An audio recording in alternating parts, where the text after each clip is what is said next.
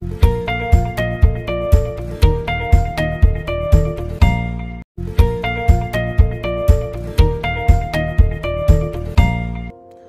The lord. యేసుక్రీస్తు దివ్యనామంలో ఉదయకాల సమయంలో కార్యక్రమం వీక్షించుచున్న మీ అందరికీ నా హృదయపూర్వక వందనాలు.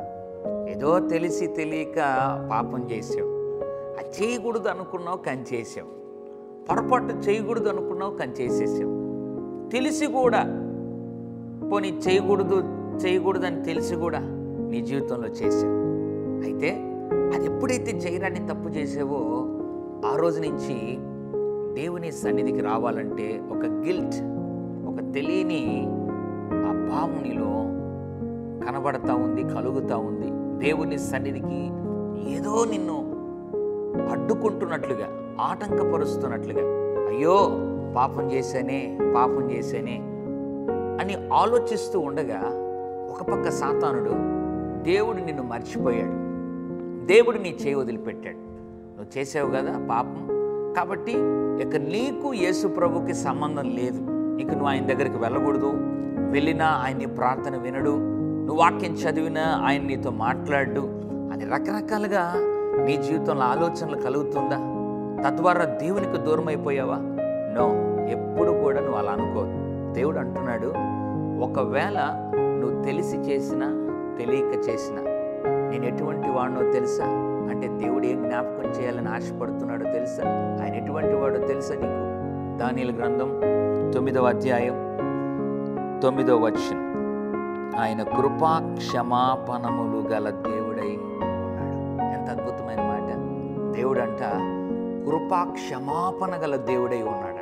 ఇప్పటికీ ఆయన నీ ఎడల నువ్వు మోకరించి, యేసయ్యా నేను పాపిని, ఇంకెప్పుడు చేయను యేసయ్యా, తెలియక తెలుసో చేశాను, నన్ను క్షమించు అనగలిగితే మళ్ళీ ఆయన కృప చూపుటకు సిద్ధంగా ఉన్నాడు, మళ్ళీ ఆయన క్షమించుటకు సిద్ధంగా ఉన్నాడు.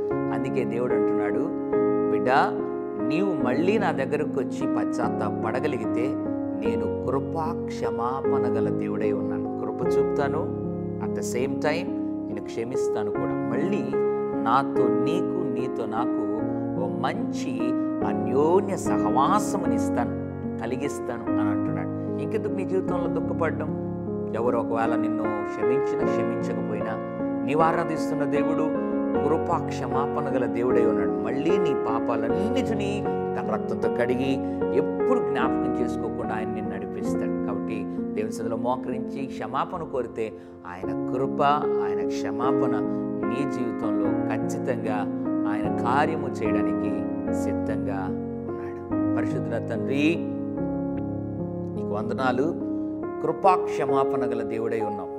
ఎంతమంది అయితే ప్రభువా గిల్ట్తో పాపం చేశాననేటువంటి ఆ గిల్టీ కాన్షియస్తో ఎవరైతే ఉన్నారో మరి జ్ఞాపకం చేసుకుని వారికి ఉన్నటువంటి ప్రతి అభద్రతా భావాన్ని అంతటిని తొలగించి ప్రభువా కృపా క్షమాపణ గల దేవుడై కార్యము చేయమని, మళ్ళీ నీ బిడ్డగా సొత్తుగా చేయమని యేసు నామములో ప్రార్థిస్తున్నాం తండ్రి. ఆమెన్. God bless you.